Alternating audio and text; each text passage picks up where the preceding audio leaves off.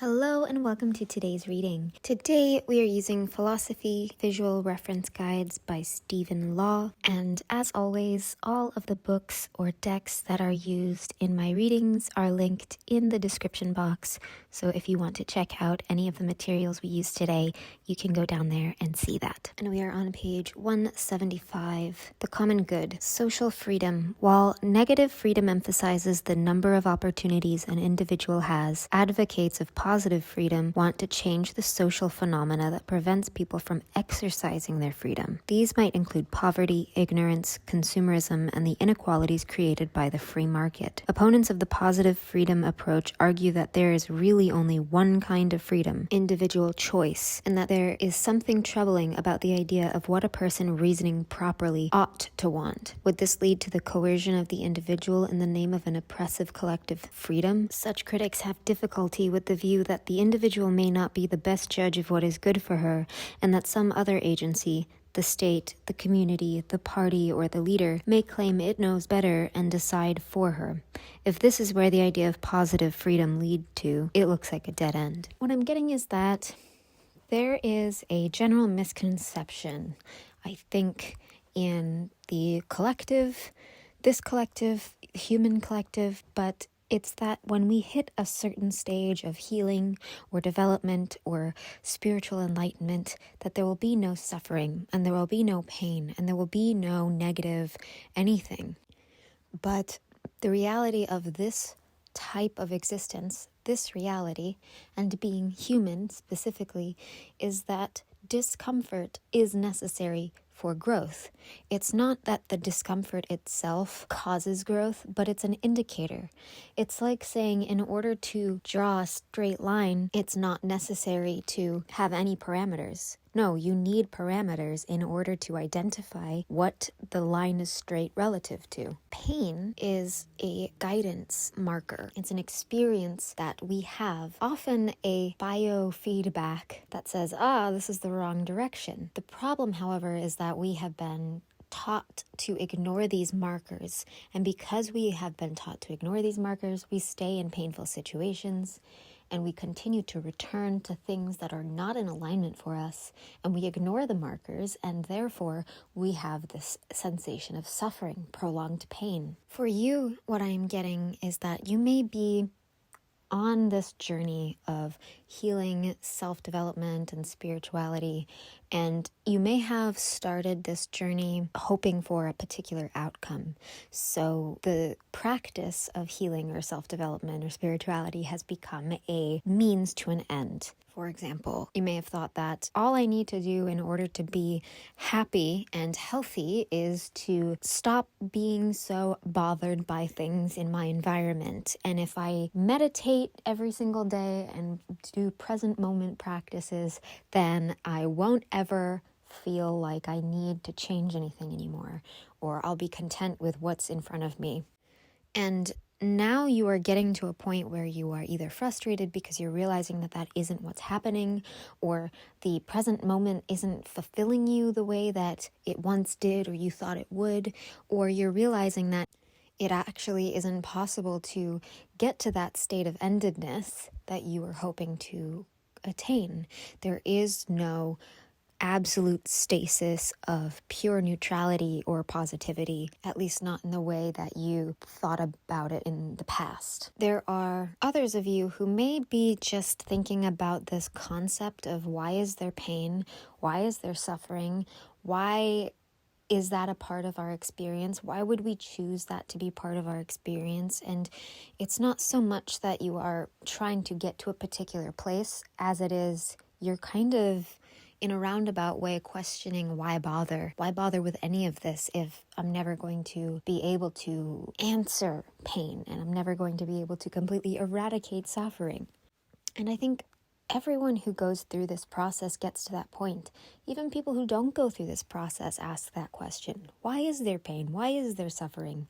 And of course, there's always that trite answer where what doesn't kill you makes you stronger, or you go through it to grow through it, or whatever.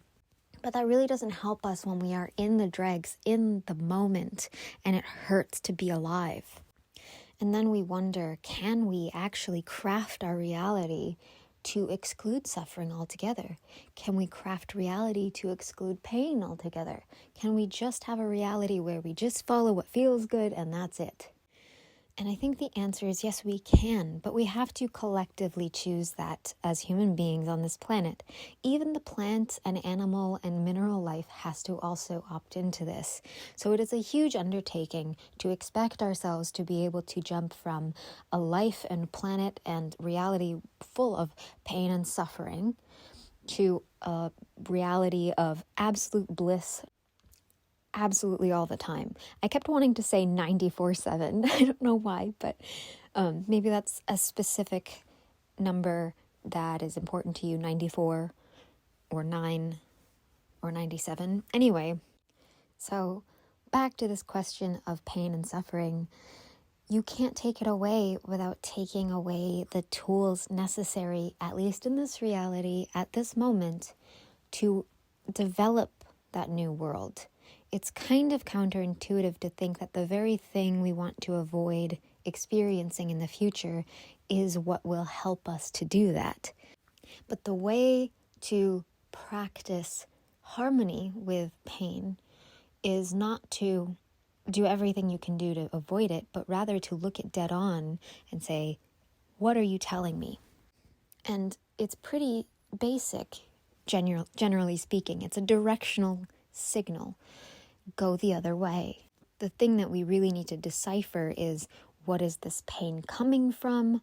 Is this pain something external to me, internal to me? Did it originate in the present moment or in the past? It's almost always originating in the past. How do I keep coming up against this pain, especially if it feels particularly painful and frustrating and like suffering, because that means we've been holding ourselves in this space for a long time. That means we have a lot of patterns that promote this pain and suffering. It means we have a lot of neural pathways that activate this particular reality for us. So if we can identify that, then the solution is typically pretty simple. It's just whatever the opposite is. So if this particular pain is that no one ever sees you and appreciates you for who you are we presenting ourselves as who we are, or are we trying to conform?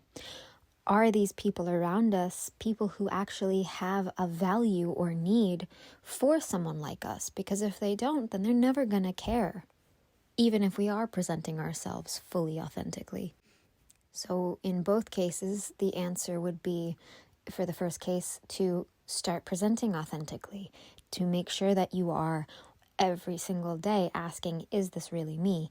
Is this who I am? Is this accurate to me? Is this my truth? And it will change as you get to know yourself better. And for the second example, it would be, okay, you know what? I am presenting authentically. These people don't seem to be interested in that.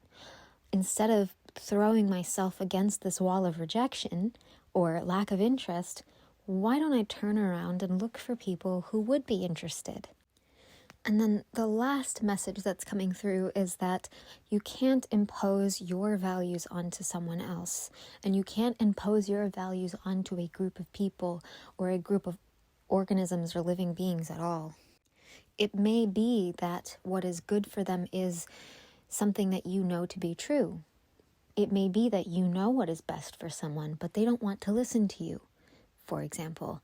And because they don't want to listen to you, that means that you either have to force the issue or let them figure it out themselves. And as painful as it is to watch that happen, you've got to let them figure it out themselves if you want to honor their free will, if you want to honor their ability to craft their own identity. Because even if you impose what you think is accurate and good for them, even if it is completely accurate and good for them, because they are not the ones who chose it, you are, it's not going to be in alignment for them until they are the ones that actively choose it. And throwing the thing that is in alignment for them in front of their face isn't going to help them find it faster. It's probably going to delay the process, unfortunately. There's that anecdote where you can lead a horse to water, but you can't force it to drink. It's the same thing. And in fact, it's going to hate you and the water for forcing it to be there to begin with. So if you let it get thirsty, if you let it get to the point where it's desperate for water, it will find it itself, and it will discover it and be so overjoyed and empowered for being able to bring about the antidote to its needs. And the same goes for you. If you have people telling you what you should do, what you should think, what you should feel, even if you logically know that they're right, it doesn't matter, because you are not the one who came upon that realization. It's not a wisdom, it's just a knowledge. You have to allow your body and your mind and your spirit to fully experience that understanding. And you can't do that with people who are shoving it down your throat.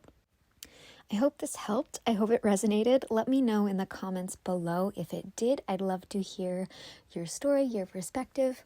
If you are new here and haven't subscribed already, make sure to subscribe and hit the notification bell and select all notifications so that you actually get updated anytime I upload a new video. Until next time.